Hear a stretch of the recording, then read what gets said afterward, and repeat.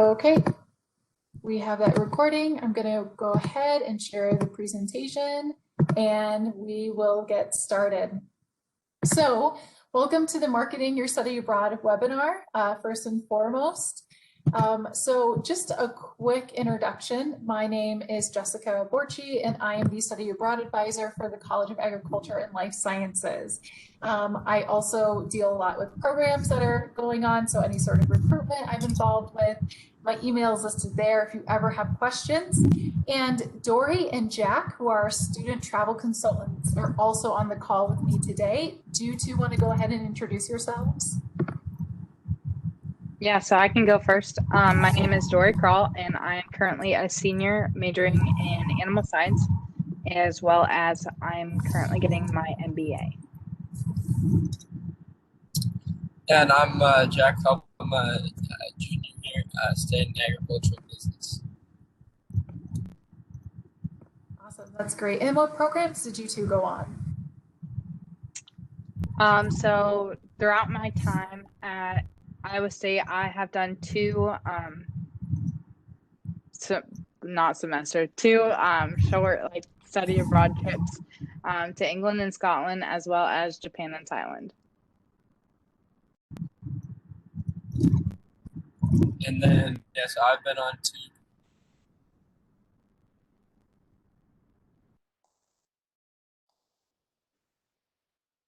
I went on the Thanksgiving trip to Dubai. That was the economic and culture spring at Parotis College at the American Farm School in Thessaloniki, Greece for a semester. Awesome, that's perfect. Thanks so much. And just really quickly too, if you ever want to follow us, Facebook, Twitter, and Instagram are fantastic ways to stay in touch with our office. So on all these platforms, we tell you about upcoming program deadlines, scholarship deadlines, anything our student travel consultants are doing project-wise. So it's really great, especially to follow us on Facebook and Instagram. Those are both fantastic platforms where we kind of tell you what's going on. So just moving forward a little bit with the agenda, we will be going over, of course, introductions, which we just talked about, also introductions in terms of why study abroad is so important for you professionally. We're going to talk about how to put study abroad on your resume. We'll talk about skills reflection, so how to identify skills that you learned when you were abroad, interviewing using the STAR method, which some of you may have heard of previously, but it's a really great way to interview and talk about your experience in a concise and detailed manner. And then I'll also just hand out some resources, or I'll tell you about some resources virtually. And if you have any questions, of course, during the presentation, ask away. Otherwise, I can take questions at the end. So again, for objectives, really, we want students to learn how to effectively format international experiences on your resume. Also, to be able to identify these skills and competencies that they developed abroad and incorporate these study abroad into your interview questions using the STAR method, as I mentioned. So first, I'll talk about professional benefits of studying abroad. So some of you may have already gone abroad yourselves, maybe you're looking at going abroad, but I kind of want to dive into why study abroad is so important to you. And also, when you understand why study abroad has professional benefits, this helps you better market yourself to your employers in the future. So when you study abroad, you're able to gain career insights. This is really a fantastic thing for you to know, because studying abroad allows you to, network with different people. It allows you to see agriculture in a different country. This is something that you can really show when you either apply for different jobs in the future, but also it's just really important because you're able to get an understanding of what it's like to work in agriculture abroad, to take classes in agriculture abroad, and that's really important. So also, when you study abroad, you're able to build a lot of confidence too. Building confidence shows through when you're interviewing, but it also shows through in a personal way too. You're going to be able to develop transferable skills. So whether that is communication in a team, It could be language skills all the way to problem solving skills. These are things that you're going to be able to pick up when you study abroad. You also are able to stand out to future employers. So we've had a handful of employers in the past who have reached out to our office to say that study abroad is something that they think is really important for students to have, and it kind of helps them stand out when they actually apply for jobs. And then finally, you also get to network with professionals that are in your field. So again, just a really cool way to get to know people, whether it's someone in Brazil or if it's someone that you're just studying abroad with on a program, you're able to network with future professionals, but also professionals now. And then just one of the industry statements that we received was from Dave Tierney, who's the Director of Government Affairs and Bayer Crop Science. And he said, much of our agricultural economy is based on global items such as trade and policy. Gaining a global view of some of these items through a study abroad program gives students an amazing experience and opportunity. And our students have definitely found that this has been the case, especially because you're able to go abroad through a university that's one of the top agricultural universities in the world. We like to pair our students with other universities that are top of the class in ag. And so you're going to learn about things such as trade and policy, maybe about different methods of agricultural farming. You're going to learn about different, animal breeds, a whole range of different things. And really it gives you this global view that other students may not have when they apply for a job in the future. So what I'll do now is just move on to a couple of statements from the student travel consultants that we have on the call now.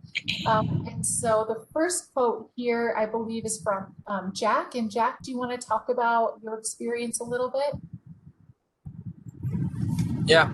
My quote is just studying abroad is not just staying in a foreign place, it is studying the culture of that place as well. So basically, expanding on that, I put this quote because my idea of going abroad was just kind of that I was going to go and kind of do school in a different country.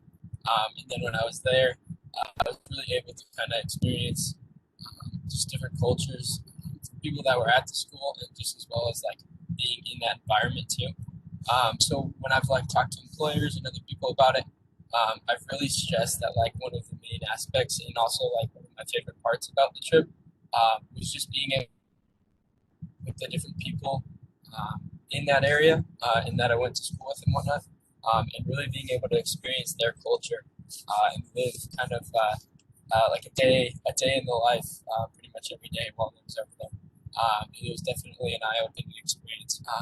So that's a really cool thing that I like to kind of diversify myself with and use that as being someone who kind of is open to seeing new cultures and whatnot, as well as someone who has experience too.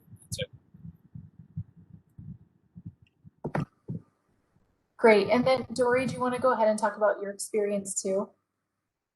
Yeah, so my statement is studying abroad opened my eyes to different parts of agriculture that I never knew I had interest in before. During my freshman year, I was able to go study abroad to the UK, which during that time they were going through a transition called Brexit, and they're still going through it today.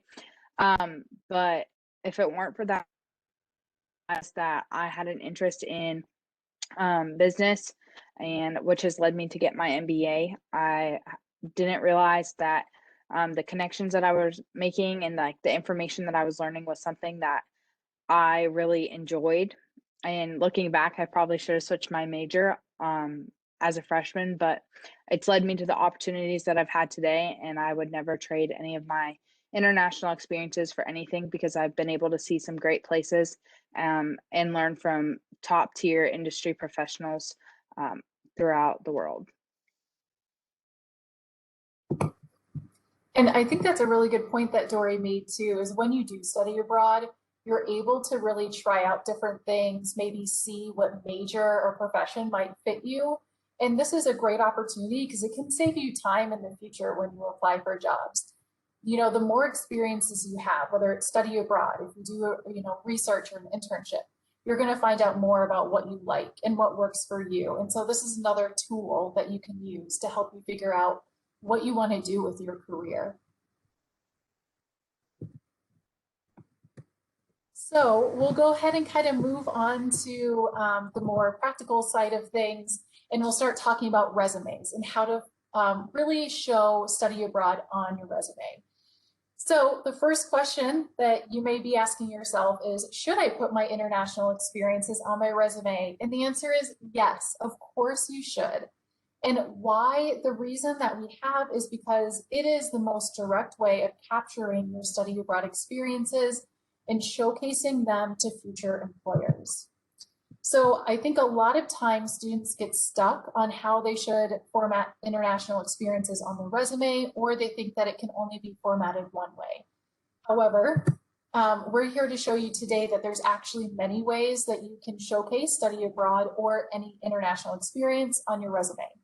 So the top 3 ways that I've seen it, and I've used it in my resume, I've seen other student travel consultants use it on their resume, is under either the education section, under the professional experience, it might also be called work experience section, and also you could create an international experience section for study abroad on its own.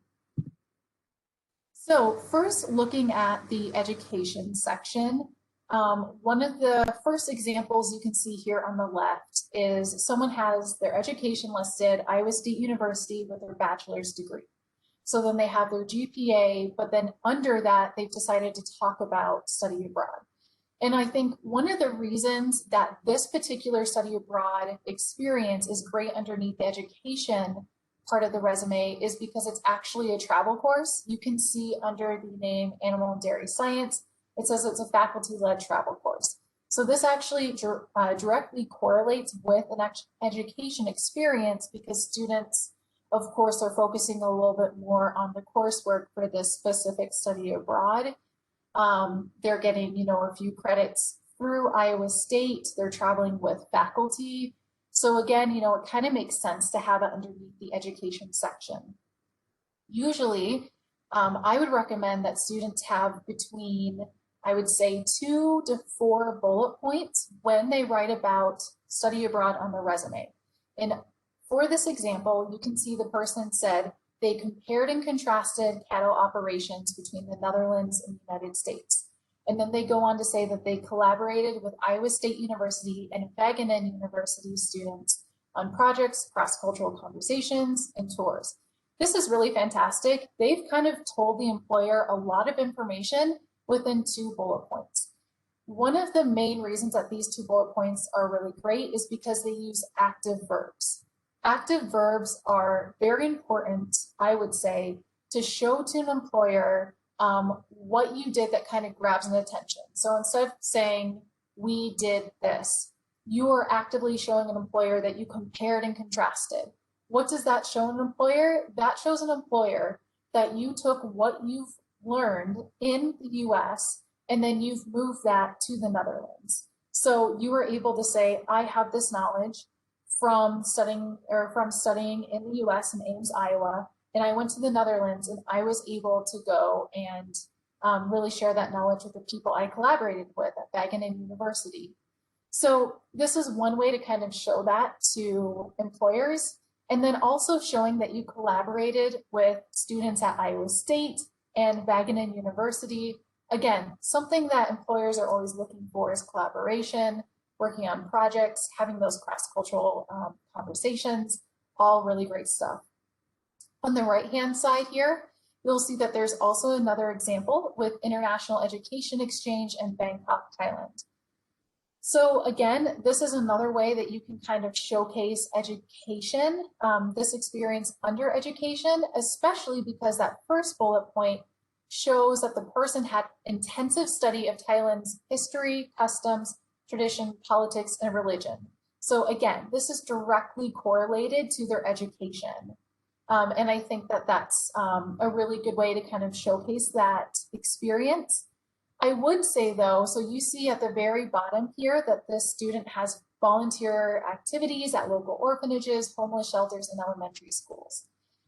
So this student could put this experience under their education, but because they talked about volunteer activities, they could also list it underneath any sort of professional experience that they've had. So I would argue that if you've done research, if you've taken classes abroad, or if you had a job abroad, it could actually be a really great way to showcase it for professional. If you wanted to put this experience under the professional section of your resume. And then again, the last example here is someone said study abroad participant with CIEE, which is a third-party provider.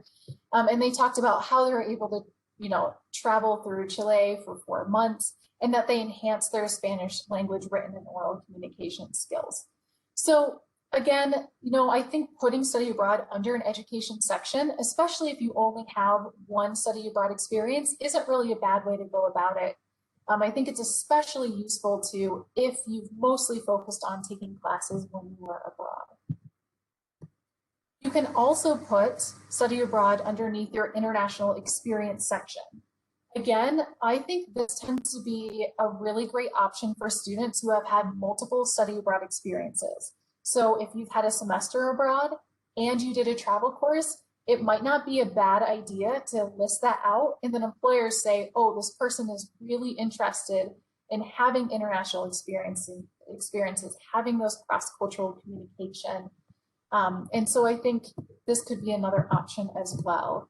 And so just to kind of show you another example with the international experience section, we have a student from the American Farm School who studied abroad for a semester. And within that, they listed the classes that they took at the American Farm School. And then they're able to talk about how they interacted with students from 15 plus different countries on a daily basis. So just because you don't list your international experience under education experience doesn't mean that you can't list your classes.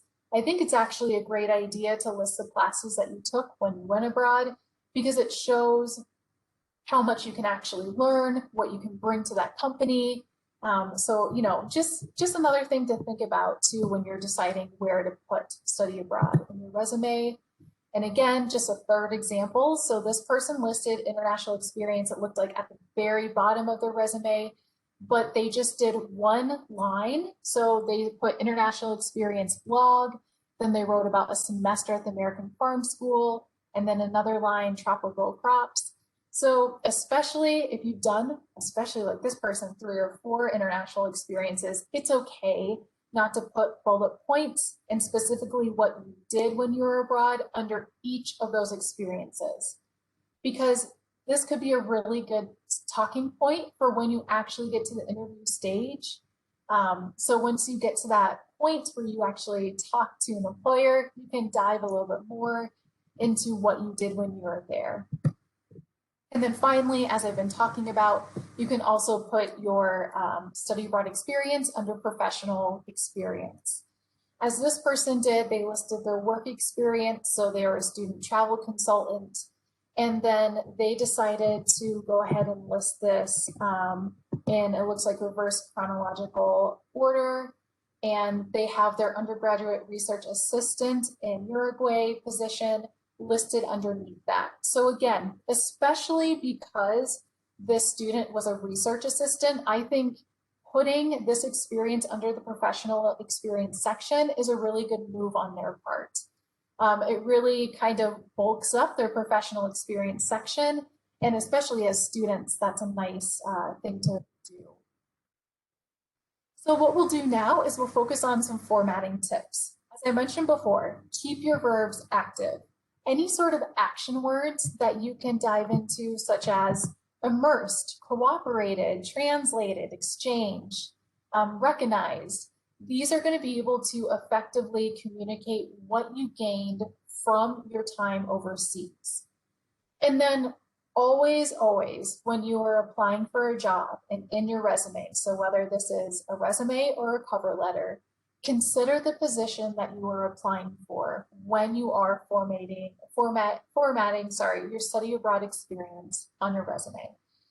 So know what industry that you're applying for, know the company that you're applying for, do the research on the on the company that you're looking into or the industry that you're going to be a part of, because you want to make your resume and your cover letter as tailored to the job you're applying for as possible.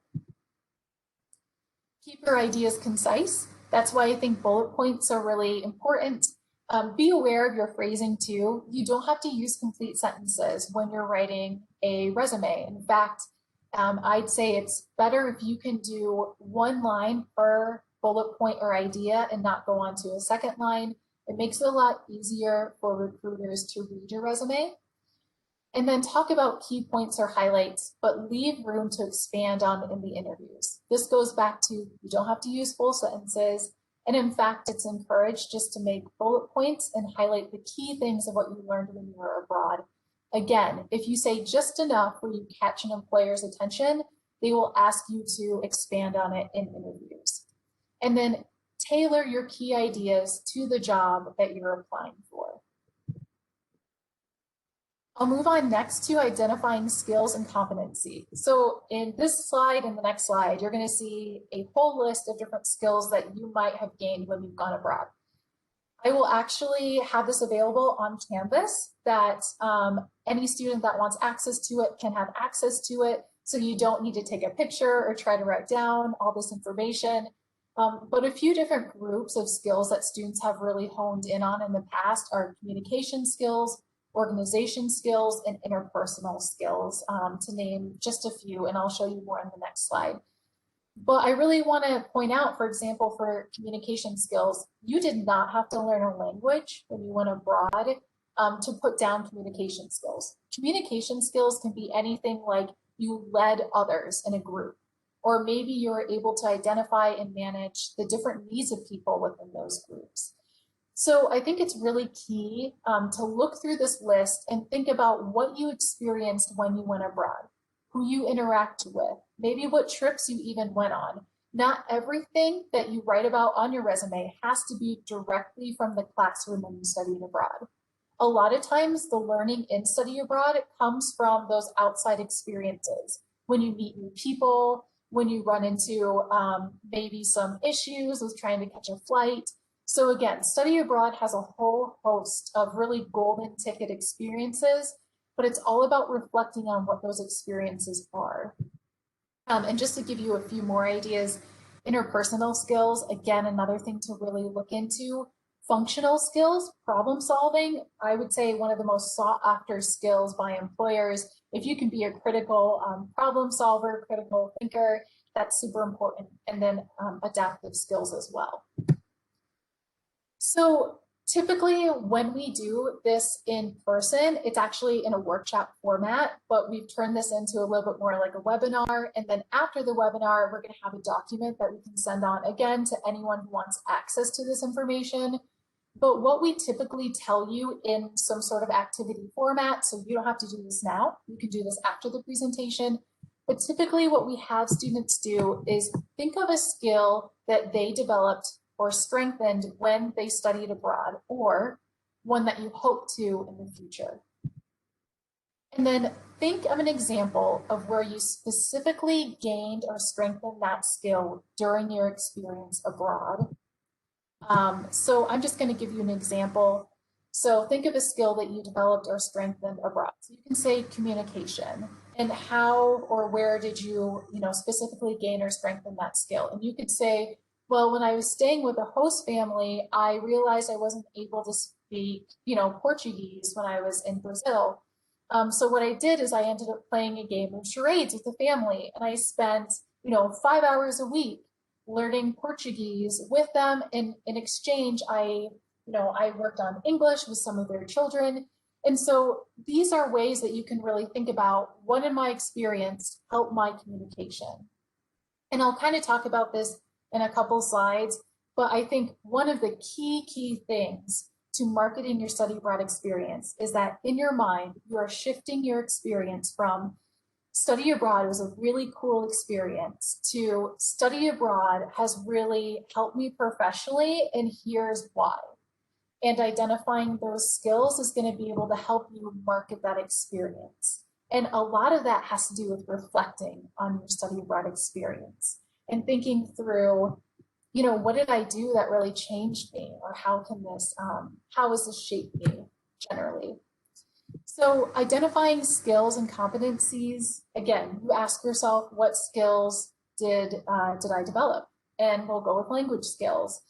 So you ask yourself, how could these skills be used in everyday life at home?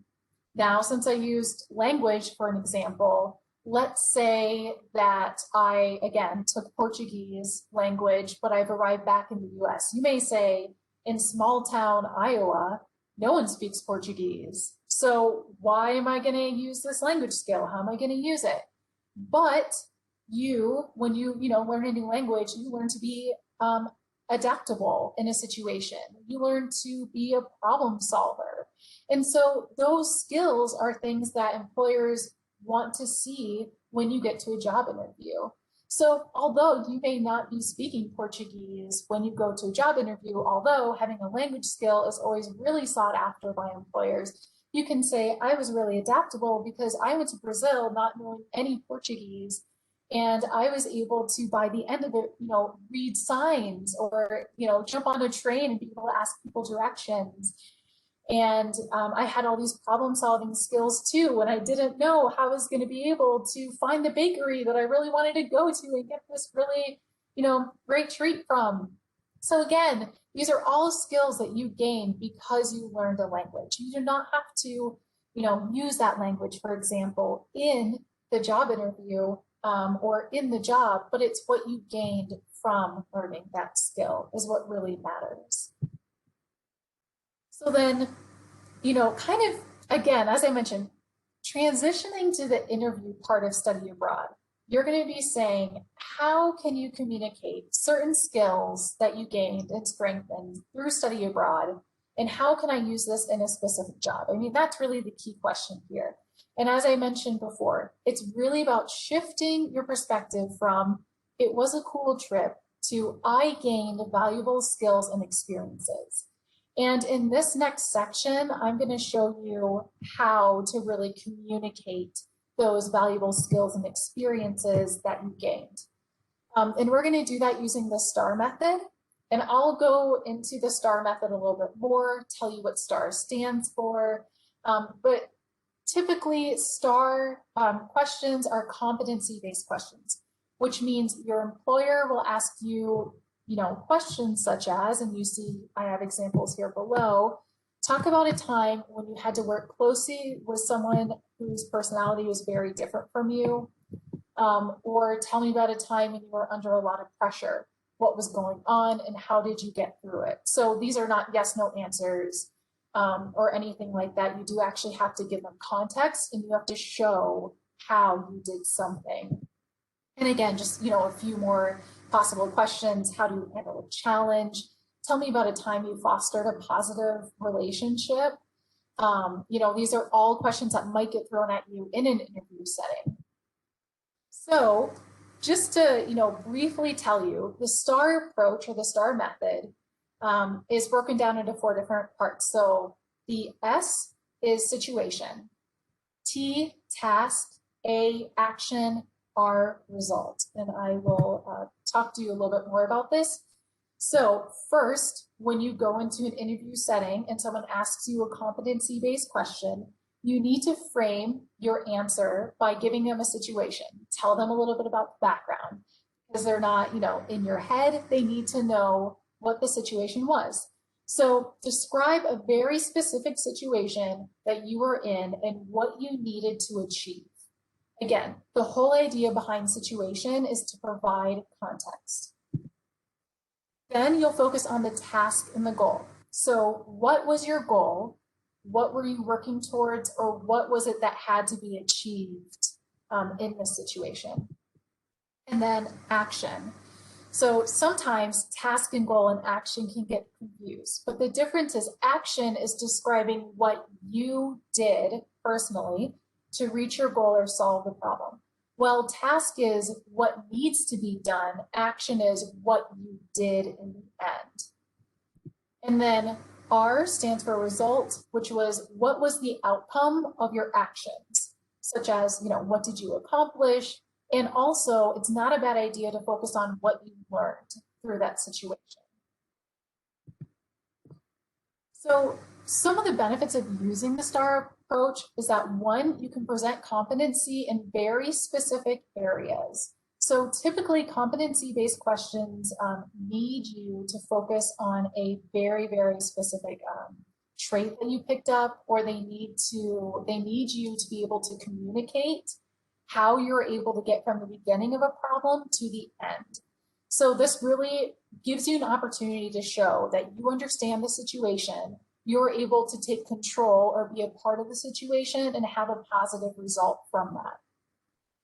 And then also, it allows you to express yourself in a clear and articulate manner.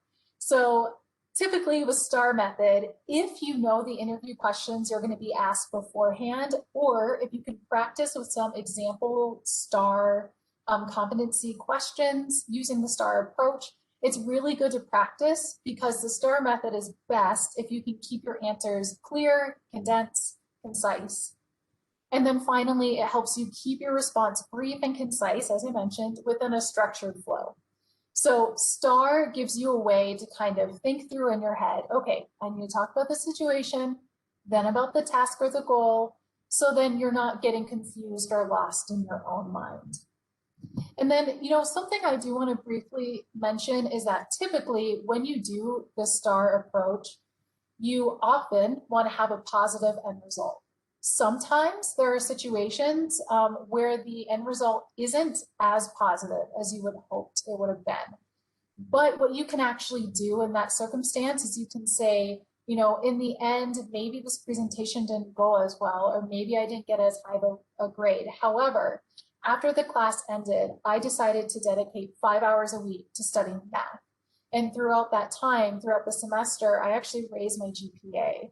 So I think if you cannot end with something super positive, which isn't always the case in life, showing that you decided to work on a trait that maybe was a little bit weaker, or maybe just some area that you weren't sure about, showing that you are making progress in that area is also really important too.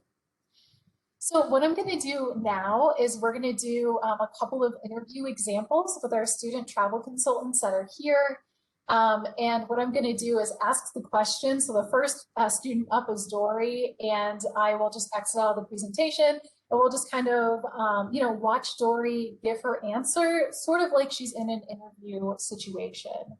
So, and Dory's been with our office for a couple years. So, just kind of like a side plug, if you ever have any questions about study abroad, Dory's a great person to reach out to. So, Dory, the interview question for you is, tell me about a time when you had to rely on written communication to get your ideas across to a team. During my sophomore year, I was a tri-chair for Block and Bridal. This meant I was coordinating with 2 other students to coordinate a collegiate trip to Louisiana, which meant booking hotels, buying plane tickets, and coordinating transportation for over 30 people. 2 days before we were supposed to leave, I had a family emergency and had to fly home immediately. There was no time for me to schedule a meeting with my other tri-chairs, so I sent out an email to my other tri-chairs with all the flight information and trip details that I was in charge of.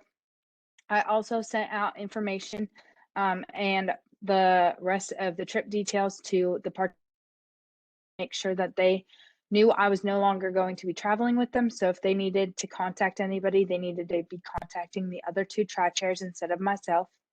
In the end, everybody was able to receive the message, and we were able to pull off a successful trip. Awesome, thank you. So Dory did a really good job of kind of showing what it would be like to be in that interview setting. And so what I've done now is broken down Dory's example. So this is a really good way for you to kind of see someone give an interview in real time and then break down what each section was. So Dory's question was, tell me about a time when you had to rely on written communication to get your ideas across to a team. The first thing that Dory did was she thought about the competencies or skills that she needed to learn. So what skills did she want to show to the employer when she was talking through the STAR method? She wanted to show that she had adequate problem-solving skills, that she was able to achieve goals despite obstacles, and especially very sudden obstacles in Dory's case, and also to be flexible in the situation. So she started off by talking about, first of all, the situation. So she gave great background to saying that on this trip, she encountered a family emergency. And so all of a sudden, she wasn't able to do her job of being the tri-chair before the trip actually left. So then she moves on to the task, which was then she thought, okay, you know, next in this situation, I would need to transfer all the documents to the other chair. And so she kind of talks about, you know, why it was important that that gets transferred. So the action then, what Dory ended up doing was she sent an email to the tri-chairs with information regarding the flights, just explaining her situation and also sending it to all the participants as well. And then the outcome of that situation was that everyone was informed of the situation and the trip was able to go off without any issues. So really one of these sheets, and actually this is going to be in the packet that will be available on Canvas, and I highly encourage, you know, any students that want to use it to use this packet. But it's a really great way to look at a question and to break it down into different categories. And that really helps you think through your own experiences and kind of, you know, identify skills and competencies, and then making sure that you're showing those throughout a STAR method when you're giving a STAR experience. So Jack will go next, and again, so we'll just kind of do it in a mock interview setting. So Jack, the question for you is, talk about a time when you had to work closely with someone whose personality was different from you. Yeah, so when we were in Greece, I had an entrepreneurship class that me and a few of my classmates all took together. One aspect of the class was a group project, and I was in a team with 4 students who I had known from Iowa State, as well as someone who was from Greece that we didn't know very well, and just met her through that class, and we were placed on a team with her. Our objective of the project was to create basically a mock business plan of a startup business that we potentially could see ourselves doing in the future, or something that was more of a hypothetical theory. We kind of came together. Basically, we were able to assign tasks to each other and kind of divvy out the work evenly. Our biggest obstacle with that was having to kind of understand the way that she views businesses, and that everyone does over there, and just kind of see like how her views were different than ours, to really understand how to work with her and create a business model based off of that. So once we were able to kind of overcome that by basically sitting down and talking with her, we were able to kind of start planning that, and she was able to help us with different aspects of how they do things over there, and we were able to also kind of give her ideas, just because the U.S. is a lot more definitely advanced in certain ways, and they have a lot of different unique ways of doing things too. So it was really cool to be able to collaborate with her and kind of combine our 2 different cultures and viewpoints of how we see businesses ran, and be able to come up with a cool business plan. And we ended up coming with a cool plan on a company that basically we would go and we help out farmers, basically with renting land and being able to rent out their land. So that was a really cool aspect and a cool project that we were able to complete there. Great, thanks, Jack. That's fantastic. And we'll go ahead and I'll share the PowerPoint again. So, let's see. Okay, so just breaking down Jack's STAR example. So, as I mentioned before, this question was, talk about a time you had to work closely with someone whose personality was different from you. The competencies and skills that he identified before he started thinking, or before he actually started talking about his example was communication, teamwork, and cultural sensitivity, which is sometimes one that's overlooked, but cultural sensitivity is really an incredible skill, especially as the world becomes more global, we become more connected. So with these skills in mind, Jack laid out his example, talking about the situation. So he was placed on a team with 4 Americans and with one person from Greece, when he was studying abroad at the American Farm School. And the task that they were given was to create a business model for the startup company. And they needed to, work together. So they needed to have this teamwork to come up with an idea and an outline of a presentation. So then shifting to action, you can see that Jack goes back and he ties the communication to say that he communicated to understand how they would really start to develop this business. And then also he probably looked back and said, okay, well, we want teamwork in here as well. So I'm going to mention that we also work together to collaborate and evenly split up the work. And, Jack was talking about how he used different kinds of methods that maybe Americans would use more, and maybe there are methods that people from Greece would use more. And they came together and they were able to collaborate with, different ideas of business and how that's run in different parts of the world come together. And the result was that they got a good grade. So they had this sense of achievement, but also for Jack, he was able to gain knowledge of Greek culture. And again, this is something that's really invaluable to employers. And it's something that is really great when you talk about it in an interview setting, because he's realizing, that people may be different from him, but it's so important and so vital to be able to put aside those differences and to work together. And also, even beyond that, when you collaborate with people who are different from you, you maybe can end up with a better product because you're getting, the different views of how agriculture works. And I think that that's, again, something that's really invaluable. So again, typically when this is actually a workshop in person, we have an interviewing activity that you would turn to a partner with and you would do it there. However, we're going to have that document on Canvas, and you're going to see a sheet similar to what you saw that Jack and Dory had.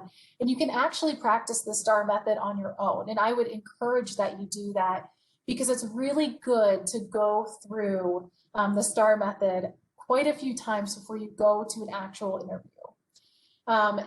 Again, so you could use a question like, tell me about a time that you were able to successfully handle a challenge. And so when you think about that, you want to consider what skills you will think will be valuable to highlight in your response. And again, I think one of the key things is thinking about what skills did I learn or do I want to showcase? So, and also side note, think about the specific job and the position that you are applying for again. If you're applying to go into ag communications or marketing, you better believe that they're going to ask you a competency-based question about communication. So it's a good idea to be practicing these things. So the last thing that I really want to mention as well before we kind of wrap up the presentation is that there are a lot of resources at Iowa State. One of the most important, and one that we actually work with, we're seated right next to them in the office, is the CALS Career Services. They can help you with resumes, cover letters, interviewing. They set up the CALS fair, any kind of like career fair that typically happens in the fall. They're a fantastic resource to follow on social media, but also drop by and talk to them. They're super friendly. And they're going to be able to help you, format anything when it comes to resumes and cover letters. But especially, with study abroad, I know that they've seen that before as well, and they can help you format international experiences on your resume. Also, just a side note, you can always stop by the study abroad office if you have any questions about how to talk about study abroad, why study abroad is beneficial professionally. We're also here to help you through that. And then the Study Abroad Center, which is located in the Memorial Union, has a returning to the US kind of guide.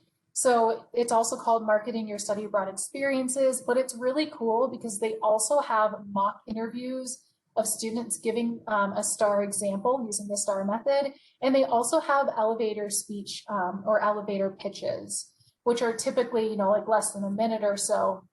But again, they're just really good resources. So I definitely recommend looking at that document if you need any other examples. So then just to kind of recap, there's a lot of information that went on here. And so if you feel like you didn't soak all that up, we will have a recording of the session, but also I'm going to have a document to hand out to students, so you can always access that. But we did talk about resumes, how you can put study abroad or any international experience under education, an international experience section, or even a professional section. Those are all really great options to list study abroad under in a resume. We talked about skills and competencies, how to identify them, why they're important, and there's even a list of lots of skills that you can learn and you probably have learned when you've gone abroad. And then also interviewing. So we had a couple of our student travel consultants give you an interview of the STAR method. And on that document on campus, there's actually a recording of one of our current student travel consultants and one of a past travel consultant, but they're going through the STAR method as well. So if you ever need some examples that directly relate to study abroad, there's 2 examples of them with that breakdown that we did for Jack and Dory, also showing after those STCs gave their examples. So, and then, one final thing to note as well is what we're going to be doing after we upload the recording of this presentation and also that document is we're going to ask students that if they want to record themselves going through the STAR method, we were going to pick a few students who have done a really great job going through a STAR example, and we were going to give them some small prize. Right now we're thinking maybe like some money off of the creamery that just recently opened. So, if you have any interest in ice cream, first of all, which everyone should, but if you have any interest in going over the STAR method, it's a really great way just to practice the interview. As staff, we get to see that, and we can always give you feedback if you want any feedback on that. But also you could be entered into a prize to win some money off from the creamery too. So keep your eye out on that. That'll be uploaded to Canvas. It usually takes a few hours for WebEx to go through the uploading process. So just keep your eye out for that. And then last but not least, do you have any questions at all? I know you've been listening to me talk for a very long time, so my voice is probably sounding pretty old, but this is the time to ask any questions if you have them.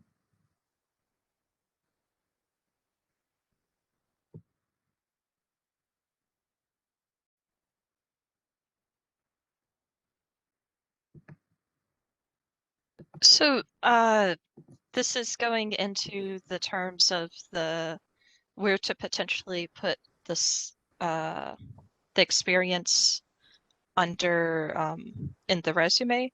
So if I'm understanding this right, if it was mainly studying classes abroad, it would be under the college experience or the education section. And then if it was more hands-on, or if there was some kind of internship there, then it would be under experience.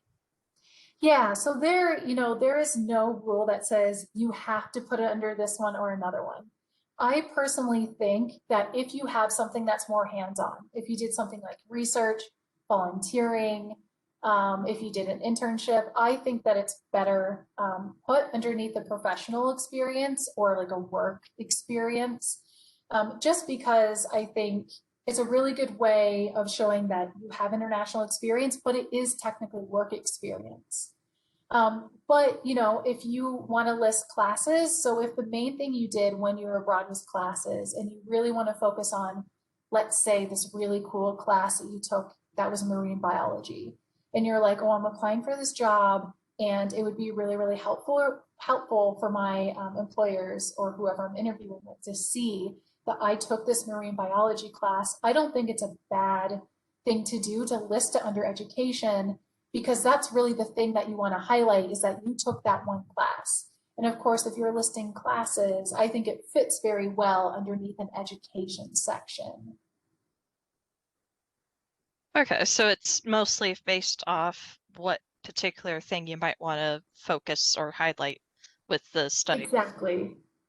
Yeah, exactly. So it's completely flexible, but it really does come down to how you want to show it off. So, I really don't think there's a wrong way to do it. I just think that there might be better ways for you to show off that study abroad experience depending on what you're applying for or what the job is like that you're applying for. Okay, thank you. Yeah, thanks. So I'm not seeing any other questions in the chat or anything else pop up, but if anyone has any questions, please